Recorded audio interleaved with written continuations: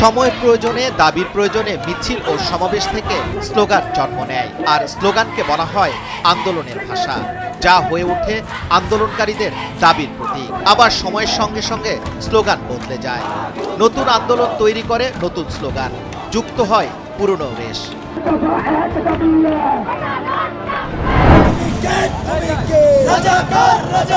জুলাই শুরু থেকে সরকারি চাকরিতে কোটা সংস্কার আন্দোলনে উত্তাল হয়ে ওঠে দেশ।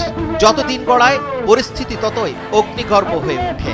এক পর্যায়ে কোটা সংস্কার আন্দোলন থেকে সরকার পতনের এক দাবিতে গড়ায় ছাত্র জনতার আন্দোলন। 14 জুলাই দিবাগত রাত ঢাকা বিশ্ববিদ্যালয়ের হলগুলোর মাঝরাতে স্লোগান ছিল তুমি কে আমি কে, রাজাকার রাজাকার, কে বলেছে স্বৈরাচার স্বৈরাচার। মাঝরাতে ঢাকা বিশ্ববিদ্যালয়ের হলগুলোর স্লোগান ছিল এমন। এর আদি স্লোগান হলো তুমি কে আমি কে, বাঙালি বাঙালি।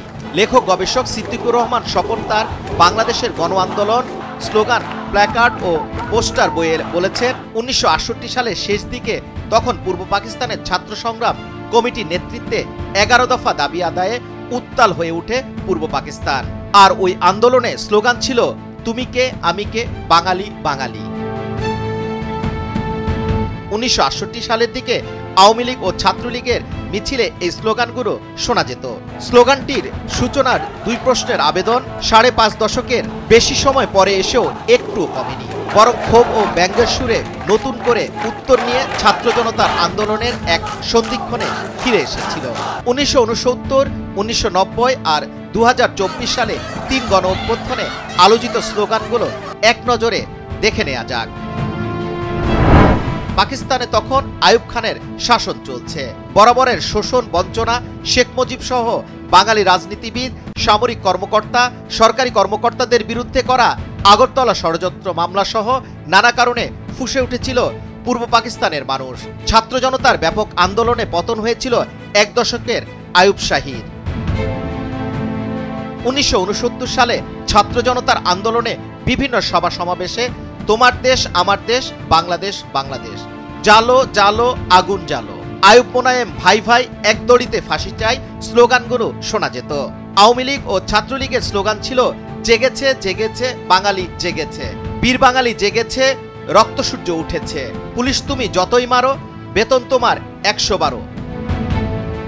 মাওলানা আব্দুল হামিদ খান ভাসানীর সভা সমাবেশে তার কর্মীরা স্লোগান ধরতেন ভোটের আগে ভাত চাই, নইলে এবার রক্ষা নাই, মোরা করেছি পণ, হতে দেব না নির্বাচন। লেখক সাংবাদিক আবু সাইদ খান তার স্লোগানে রাজনীতি বইয়ে এই সব তথ্য পাওয়া যায়। 1969 সালের গণ অভ্যুত্থানের আরেকটি আলোচিত স্লোগান হলো তোমার আমার ঠিকানা, পদ্মা মেঘনা যমুনা।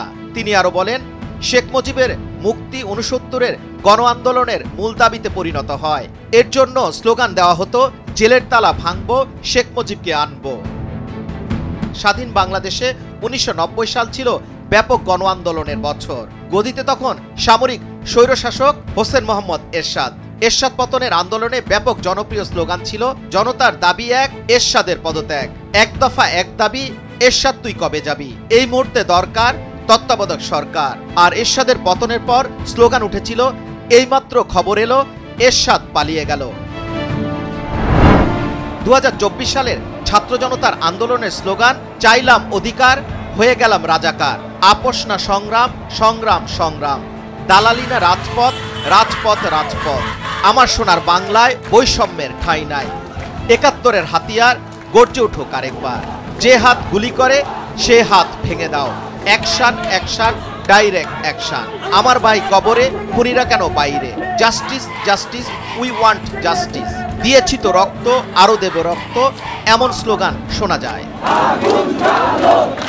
এবারের আন্দোলনে শ্লেষাত্মক প্ল্যাকার্ড ও দেয়াল লিখনিতে কিছু স্লোগান দেশ জুড়ে ছড়িয়ে পড়েছিল, যেমন তবে তাই হোক বেশ, জনগণই দেখে নিক এর শেষ, অনাস্থা অনাস্থা স্বৈরতন্ত্রে অনাস্থা, উই ওয়ান্ট জাস্টিস, চেয়ে দেখ এই চোখে আগুন, এই আগুনই হবে দ্বিগুণ, আমরা আমজনতা কম বুঝি না ক্ষমতা, হাল ছেড়ো না বন্ধু বরং কণ্ঠ ছাড়ো জোরে। এইসব স্লোগানই শেখ হাসিনা সরকারের ভিত কাঁপিয়ে দিয়েছিল। আর তীব্র আন্দোলনের মুখে দেশ ছেড়ে চলে যায় শেখ হাসিনা। অবসান হয় 17 বছরের আওয়ামী লীগ সরকারের ক্ষমতার।